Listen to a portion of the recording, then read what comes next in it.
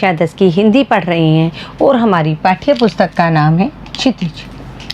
क्षितिज के अंतर्गत बच्चों हम काव्य खंड का अध्ययन कर रहे हैं। अध्याय है 2 और हमारे कवि हैं वो हैं संत कवि तुलसीदास, जो कि भक्तिकालीन कवि हैं। बच्चों, हम तुलसीदास जी का जीवन परिचय, उनका कृतित्व परिचय और उनके द्वारा रचित महाकाव्य रामचरितमानस में से जो हमारी पाठ्य पुस्तक में राम लक्ष्मण और परशुराम संवाद आया है, उस संवाद को हम शब्दार्थ, प्रसंग और भावार्थ के साथ पढ़ चुके हैं। बच्चों, अब हमारी पाठ्य पुस्तक क्षितिज में जो इस संवाद से संबंधित अभ्यास प्रश्न आए हैं, उन प्रश्नों को हम उत्तर के साथ करने का यहाँ प्रयास करेंगे।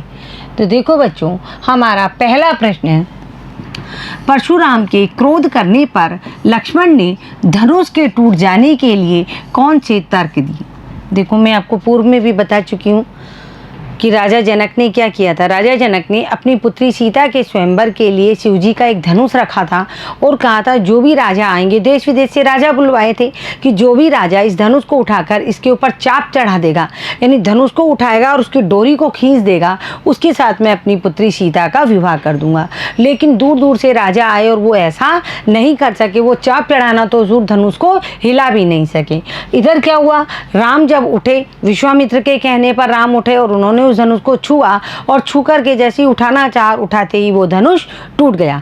क्यों? क्योंकि वो धनुष पुराना था और ये जो धनुष था ये शिवजी का था और परशुराम जी थे वो शिवजी के क्या थे, शिष्य थे, यानी शिवजी परशुराम के गुरु थे। तो अपने गुरु का इस तरह धनुष टूटने का समाचार सुनकर के परशुराम जी क्रोध में भरकर राजा जनक की सभा में आए, जहाँ पर सीता का स्वयंवर हो रहा था। और क्रोध करने पर जब उन्होंने ये पूछा परशुराम जी ने कि ये धनुष किसने तोड़ा है, और जिसने भी तोड़ा है मैं उसको छोड़ूंगा नहीं, मैं उसे मार डालूंगा। तो ये सुनकर के लक्ष्मण जी को बहुत गुस्सा आता है, क्योंकि लक्ष्मण जी कौन थे, राम के छोटे भाई थे। तो जब परशुराम जी क्रोध कर रहे थे तो लक्ष्मण ने धनुष टूट जाने पर कौन कौन से तर्क दिए कि भाई किस वजह से ये धनुष टूटा है।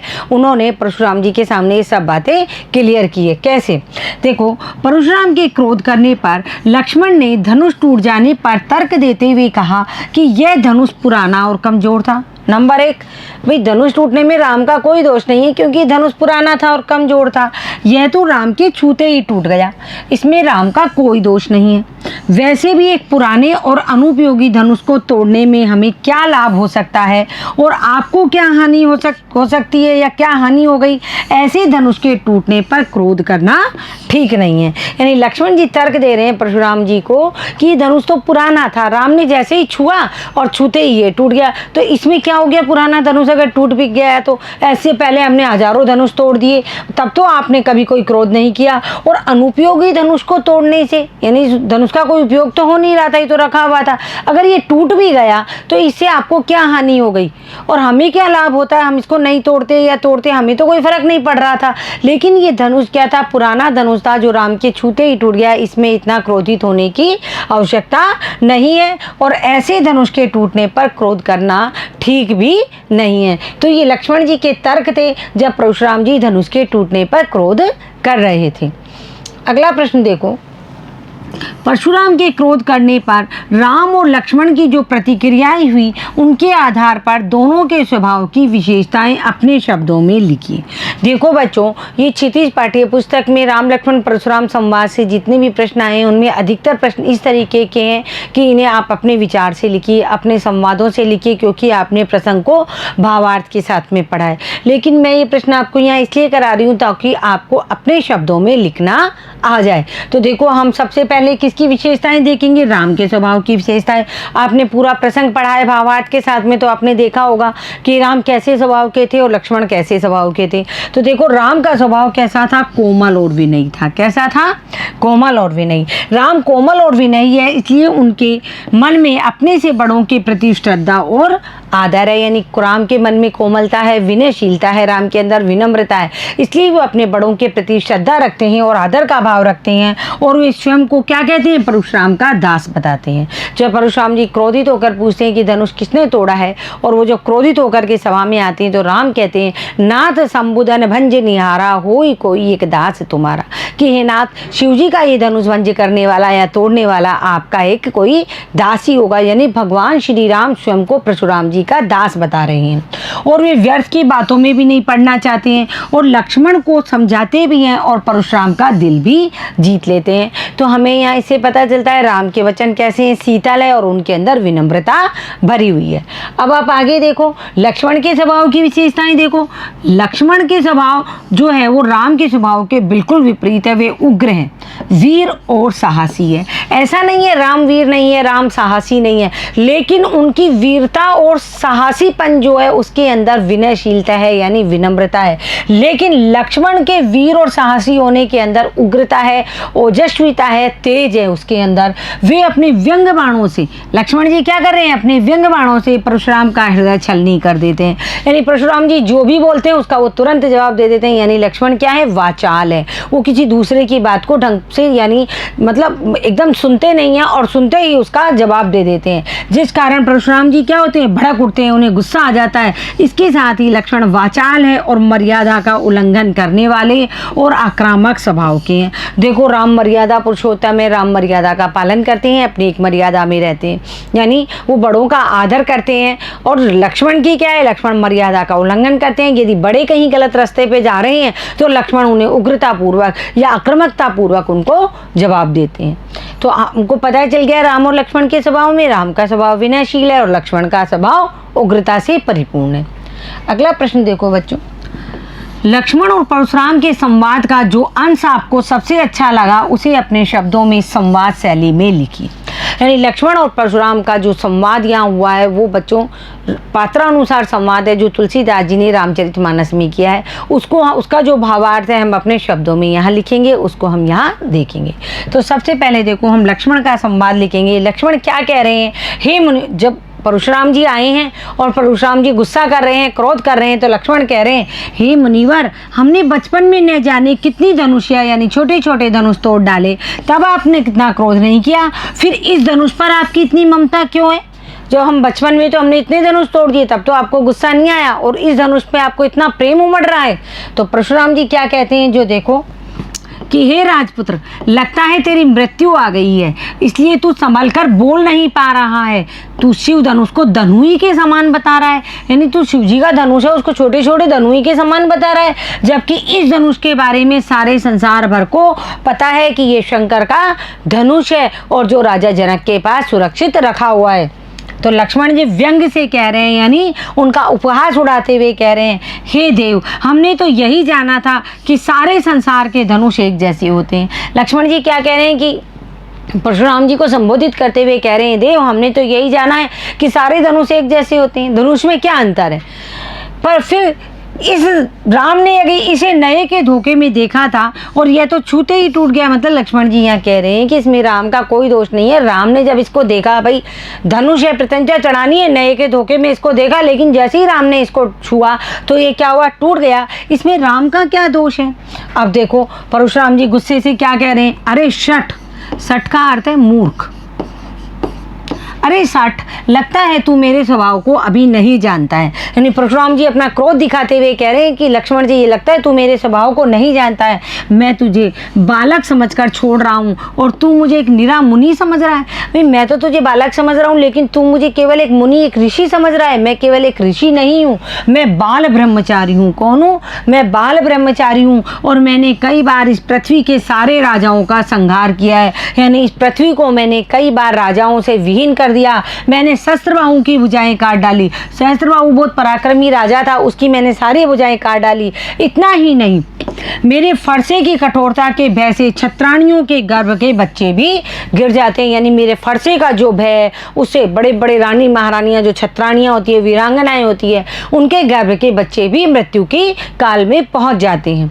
आगे देखो अब लक्ष्मण जी क्या कह रहे हैं। लक्ष्मण जी हर बार व्यंग से बोल रहे हैं, लक्ष्मण जी हर बार उपहास करते हुए बोल रहे हैं, इसलिए यहाँ ये एक मर्यादा का उल्लंघन कर रहे हैं। वहाँ मुनि जी, आप तो बहुत बड़े योद्धा हैं, आप बार बार मुझे अपना कुठार दिखाकर यानी फरसा दिखाकर डराना चाहते हैं। आपका बस चले तो फूंक मारकर पहाड़ को उड़ा दे।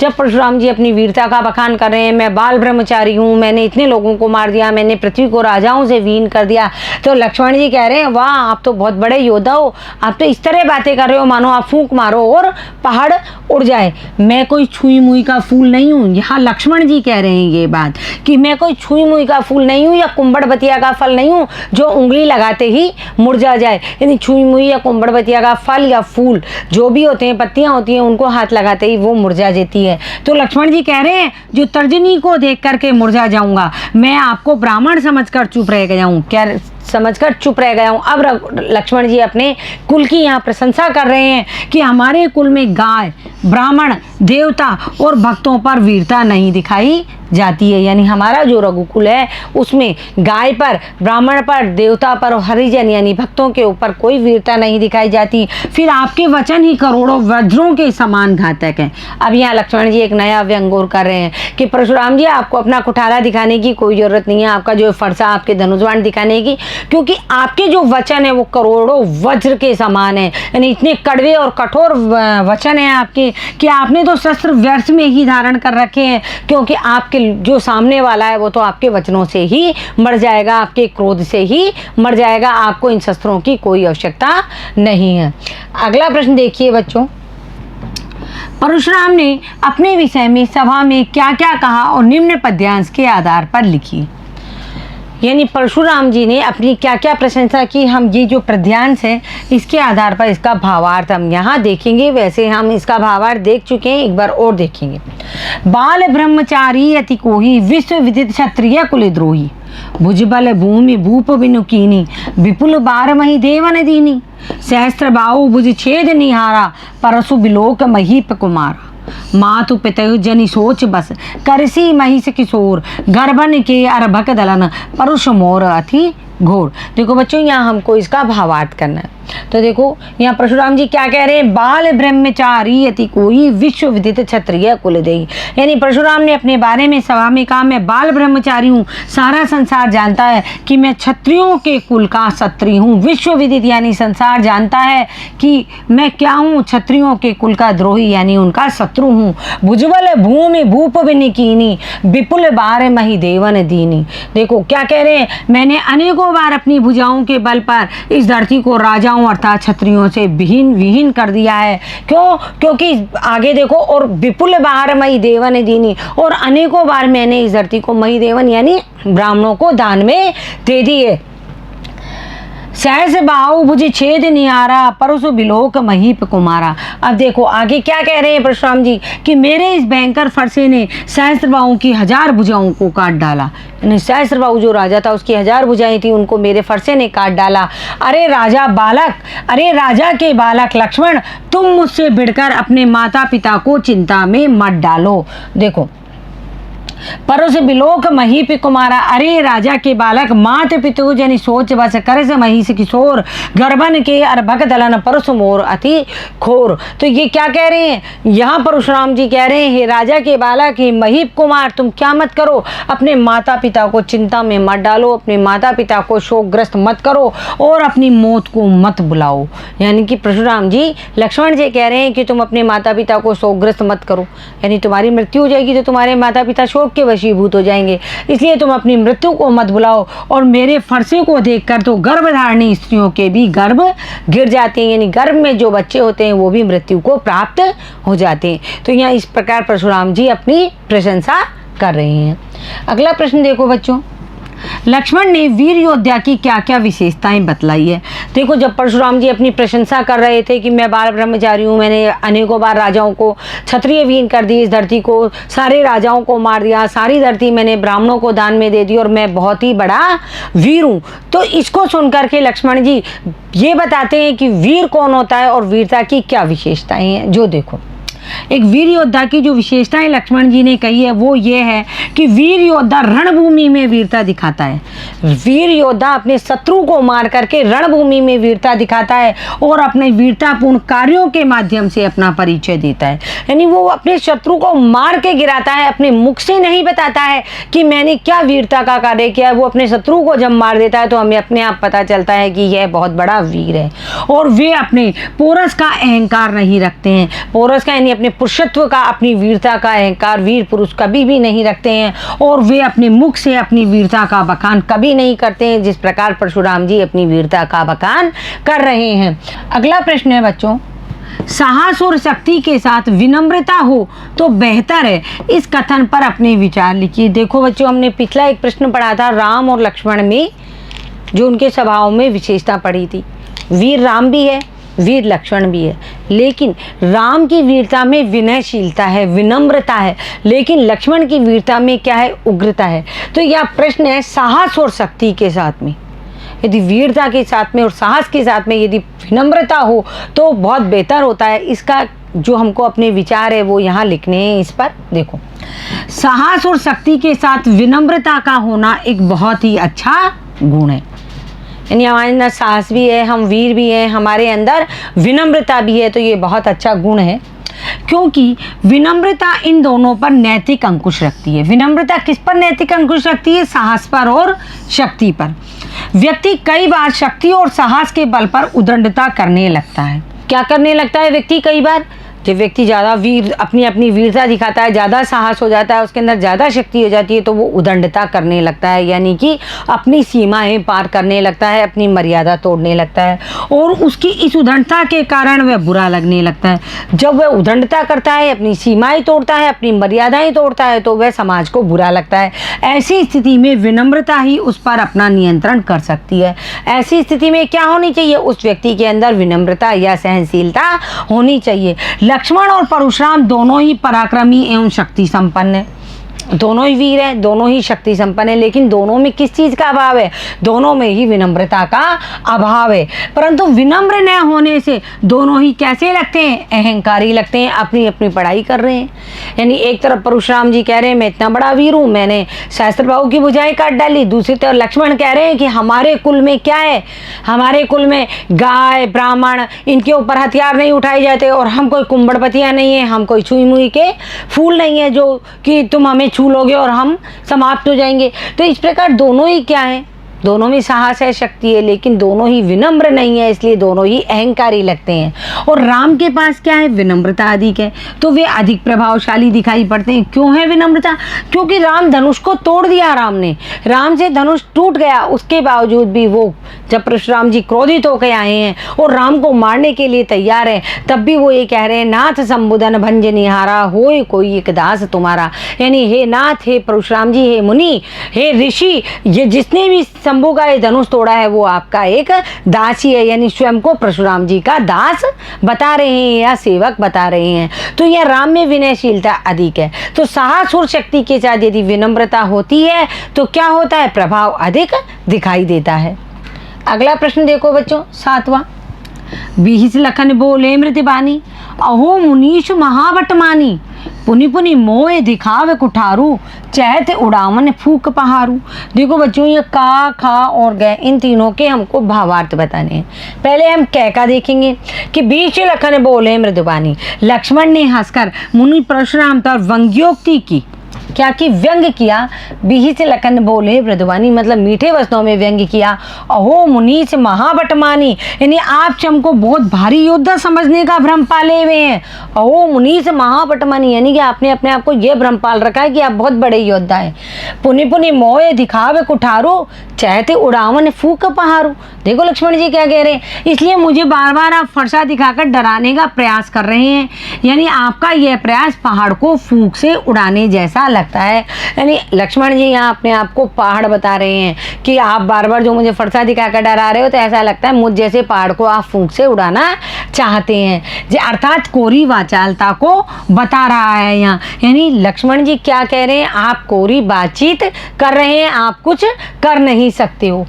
अगला देखो बच्चों, यह कुंभड़वती या को नाई जे तर जनी देखी मरी जाई, दे के कुटारू सरासन बाना, मैं कछु कहा सहित अभिमाना। अब देख लो, यहाँ कुंभड़वती या कोई ना। अब आगे लक्ष्मण जी क्या कह रहे हैं? लक्ष्मण जी अपने साहस और वीरत्व का परिचय देते हुए कह रहे हैं, अपनी वीरता का परिचय देते हुए कह रहे हैं, हम कोई कुंभड़वतिया नहीं है या हम कोई छुई मुई के फूल नहीं है जो आपकी तर्जनी को देखते हुए ही मुरझा जाएंगे, यानी आप उंगली लगा दोगे और हम मुरझा जाएंगे। हम भी कोई कम नहीं है। मैंने फरसे और धनुष बाण को भली प्रकार देख भाग करी कोई बात कही है। मैं आपसे किसी बात में कम नहीं हूँ, इसलिए मुझे कम आंकने की भूल मत करना। यहाँ लक्ष्मण जी ने क्या कहा है कि मैंने आपका, ये देखो पीछे, देख कुठारू सरासन बाना, मैं कछु कहा सही अभिमाना, यानी मैंने तुम्हारे जो ये फरसा है ना, तुम्हारा ये जो फरसा है और धनुष बाण है, इसको अच्छी प्रकार पहले मैंने देख परख लिया है, इसमें कोई दम नहीं है, तभी मैंने कोई बात कही है। मैं आपसे किसी भी बात में कम नहीं हूँ। लक्ष्मण जी कह रहे हैं परशुराम जी से, इसलिए मुझे कम आंकने की क्या मत करना, भूल मत करना। तो यहाँ लक्ष्मण जी अपना बड़प्पन थोड़ा सा दिखा रहे हैं। अगला देखो बच्चों, गाधी सुन के हृदय हंसी, मुनई हरे हर सूझ, ऐमे खांडे न ऊख में, अजऊ न बूझ अबूझ। ऐमे माने लोहे की बनी हुई जो होती है ना, ऐमे का मतलब लोहे का,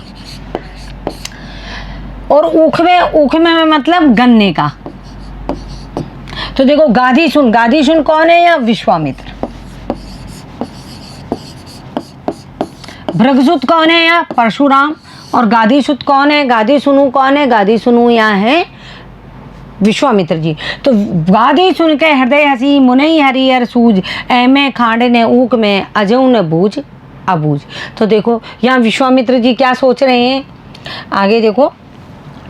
विश्वामित्र जी परशुराम की बुद्धि और उसकी समझ पर तरस खाते हुए सोच रहे हैं कि परशुराम को हरा भरा ही दिखाई देता है। यानी परशुराम जी क्या किया है, परशुराम जी ने पहले जितने भी राजाओं को मार दिया है, उन वीर राजाओं को परशुराम जी राम और लक्ष्मण दोनों को उनके समान ही समझ रहे हैं कि लक्ष्मण भी ऐसा ही राजा है और उसे मैं मार दूंगा। यानी कि उन्हें तो चारों तरफ हरा ही हरा दिखाई दे रहा है। अर्थात स्वयं के बारे में परशुराम जी को बहुत बड़ी भ्रांति है। वे लक्ष्मण को क्या समझ रहे हैं? गन्ने से बनी खांड के समान समझ रहे हैं। लक्ष्मण को वो एक बालक समझ रहे हैं और गन्ने से बनी खांड के समान समझ रहे हैं। गन्ने से बनी खांड तो यहाँ उपमा दी गई है, यानी लक्ष्मण को एक कोमल बालक समझ रहे हैं। क्यों? वो सोच रहे हैं कि वो लक्ष्मण को एक बार में ही नष्ट कर डालेंगे, लेकिन यह अज्ञानता है। वो इस अज्ञानता बस यह नहीं समझ पा रहे हैं कि लक्ष्मण क्या है, ऊख में खांड नहीं है, ऊख से बनी हुई नहीं है, गन्ने से बनी हुई। ऐमे का मतलब लोहे का बना हुआ खांडा है, यानी लोहे की बनी हुई तलवार है, जिससे संघर्ष मोड़ लेना कोई आसान नहीं है। लक्ष्मण श्री राम के छोटे भाई हैं और वो बहुत वीर हैं और लोहे की तलवार के समान बने हुए हैं। बच्चों अगला प्रश्न देखो। पाठ के आधार पर तुलसी के भाषा सौंदर्य पर 10 पंक्तियाँ लिखी। जो हमारा ये पाठ आया है, इस पाठ में जो भाव आए हैं, जो पद्यांश में, उसके आधार पर क्या सौंदर्य आया है, उसमें हम कुछ पंक्तियाँ यहाँ देखेंगे। देखो बच्चों, तुलसी रस सिद्ध कवि है, यानी तुलसी का जो काव्य है वो रसात्मक काव्य है। तुलसी की भाषा शुद्ध और साहित्यिक अवधि है, बहुत प्रौढ़ और मर्ज की हुई भाषा है, यानी मार्जिक भाषा है। बहुत अच्छे से भाषा को छान छपट करके अच्छे से उस भाषा को लिया गया है और लेकर के उसमें रामचरितमानस लिखी गई है। यानी उन्होंने भाषा को प्रौढ़ साहित्यिक स्वरूप प्रदान किया है। यानी अवधी भाषा चलाऊ भाषा नहीं है, प्रौढ़ साहित्यिक जो अवधी भाषा है उसका जो यूज है, उसका जो उपयोग है वो रामचरितमानस में किया गया है। तथा संवाद योजना के द्वारा पात्रानुसार कोमल, मधुर एवं व्यंग्यात्मक भाषा का प्रयोग कलात्मक रूप में किया गया है। देखो बच्चों, इसके अच्छे से समझो कैसी भाषा है। जो अवधी भाषा है वो प्रौढ़ साहित्यिक स्वरूप में है। दूसरा संवाद योजना है, राम लक्ष्मण और परशुराम का इसमें संवाद है। असली संवाद तो लक्ष्मण और परशुराम के बीच में है। तो पात्र के अनुसार संवाद है जिसमें कोमल, मधुर एवं व्यंग्यात्मक भाषा का प्रयोग किया गया है। साथ ही कलात्मक रूप इसमें दिया गया है। तुलसीदास जी ने क्या किया है, तत्सम शब्दों के तद्भव रूप रखे हैं। क्या किया है, तद्भव को तत्सम में ना बदल करके तत्सम शब्दों का अवधी भाषा में रूप बदला है, यानी तद्भव रूप किया है। है श्रुति माधुर्य यानी सुनने में जो मधुर लगे उन शब्दों का यहाँ समावेश किया गया है। इसके साथ ही देखो उन्होंने अपनी चौपाई दोहा छंद में रचना कर भाषा को सुगे और लोकप्रिय बनाया है। रामचरितमानस की जो भाषा है जो लिखी गई है वो चौपाई और दोहा में लिखी गई है, लेकिन बीच बीच में हरि गीतिका, सोटा और छंद का प्रयोग भी किया गया है, वो जो गाने योग्य है और रामचरितमानस बहुत लोकप्रिय है। छंदों के चरणांत में वर्णों का दीर्घ या गुरु रूप में प्रयोग कर नाद सौंदर्य की वृद्धि की है। चरणांत का मतलब जब छंद खत्म हो रहा है, जब चरण का अंत आ रहा है, तो उस वक्त जो वर्ण है उनमें दीर्घ या गुरु रूप की मात्राएं उसमें लगाई गई हैं और नाद सौंदर्य की वृद्धि की गई है। यानी ध्वनि का एक अंग होता है नाद सौंदर्य, यानी पढ़ते हुए और पढ़ते हुए भी हमको सुनने जैसा एहसास हो, वो नाद सौंदर्य कहलाता है। तुलसी के काव्य में कौन कौन से अलंकार है? अनुप्रास, अतिशोक्ति, पुनरुक्ति, प्रकाश। अतिशोक्ति अलंकार जैसे फूंक से पहाड़ को उड़ा देना, फूंक से पहाड़ को उड़ा देना, फूंक से कोई पहाड़ उड़ा सकता है, अतिशोक्ति है। इसके अलावा मतलब कि एक मानव को या एक व्यक्ति को क्या बताना, छुई मुई का पौधा बताना, ये भी अतिशोक्ति है। पुनरुक्ति, प्रकाश, वक्रोक्ति, रूपक, मानवीकरण, उपमा, उत्प्रेक्षा आदि अलंकारों का प्रयोग सहजता के साथ हुआ है। देखिए रामचरितमानस में इतने सारे अलंकार आए हैं। उन्होंने वीर तथा हास्य रस के साथ ही मुहावरों, सूक्तियों और व्यंग्योक्तियों का भी सुंदर प्रयोग किया है। कौन से रस के साथ? वीर रस का प्रयोग हुआ है, उसमें हास्य रस भी आया है। हास्य रस के साथ ही उन्होंने मुहावरों, सूक्तियों और व्यंग्योक्तियों का भी बहुत सुंदर प्रयोग किया है। आगे देखो बच्चों, नवा प्रश्न है, इस पूरे प्रसंग में व्यंग का अनूठा सौंदर्य है, उदाहरण के साथ स्पष्ट कीजिए। यानी जितना भी हमने रामचरितमानस का जो हमने पढ़ा है अभी, ये पद्य भाग है, उसमें लक्ष्मण के द्वारा परशुराम के ऊपर जो व्यंग किए गए हैं उसे उदाहरण के साथ में हमको यहाँ स्पष्ट करने हैं। देखो पूरे प्रसंग में लक्ष्मण के कथनों में व्यंग का अनूठा सौंदर्य झलकता है। वो बार बार परशुराम के ऊपर क्या कर रहे हैं? व्यंग कर रहे हैं। परशुराम मुनि है और ब्राह्मण है और इसके साथ ही वो बहुत अड़ियल और बड़बोले हैं, यानी अपनी वीरता का बखान किए जा रहे हैं। इसलिए लक्ष्मण उन पर क्या कर रहे हैं? उन पर व्यंग बाण चलाना ही उपयुक्त समझ रहे हैं, जिससे वे और अधिक क्रोधित हो उठते हैं। यानी लक्ष्मण क्या कर रहे हैं? परशुराम जी को शांत करने की बजाय उन्हें और उग्र कर रहे हैं, उनकी बातों के ऊपर व्यंग बाण चला रहे हैं। लक्ष्मण अपने व्यंग बाणों से उनकी खोखली वीरता की धज्जियां उड़ा दे रहे हैं। यानी जैसे जैसे परशुराम जी उनको डरा रहे हैं, धमका रहे हैं, उसी प्रकार लक्ष्मण जी उनसे डर नहीं रहे हैं, धमक भी नहीं रहे हैं, बल्कि उनकी बातों का वो व्यंग रूप में उत्तर दे रहे हैं। देखो बच्चों, जब परशुराम जी आवेश में आकर के शिव धनुष तोड़ने वाले का संहार करने की बात करते हैं, यहाँ परशुराम जी गुस्से में भरे हुए हैं कि किसने शिव धनुष तोड़ा है, मैं उसको अभी संहार कर दूंगा, मैं उसको अभी मार डालूंगा। तब लक्ष्मण कहते हैं कि हमने बचपन में ऐसे कितने ही धनुष तोड़ डाले। मतलब लक्ष्मण जी क्या करते हैं? यहाँ पे व्यंग कर रहे हैं। पहले परशुराम जी कह रहे हैं किसने शिव धनुष तोड़ा है, मैं उसे नहीं छोड़ूंगा, मैं उसे मार डालूंगा। तो लक्ष्मण जी उनके ऊपर व्यंग करते हुए कहते हैं कि आप बेकार में इतना क्रोध क्यों कर रहे हैं, धनुष ही तो है, टूट गया तो क्या हुआ, हमने तो ऐसे बचपन में बहुत सारे धनुष तोड़ डाले।